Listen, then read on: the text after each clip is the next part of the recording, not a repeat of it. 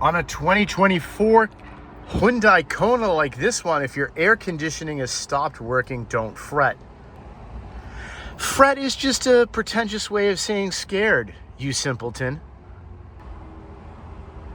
Just kidding, I don't really act like that. But seriously, if your AC goes out, come down here, open up this fuse panel, and then you're going to look for the fuse, you guessed it, called AC.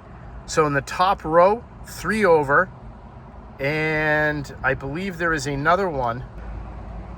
Sometimes there's 2, this car just seems to have 1, but at a minimum, check this fuse here. So let me just quickly explain what this will and will not help for.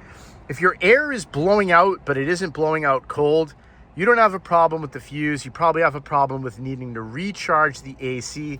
That's under the hood when the Freon gets clamped onto the car and then you refill it. If no air is coming out whatsoever, that's likely this fuse problem here. Or it could also be the blower motor, which is located beneath the glove box.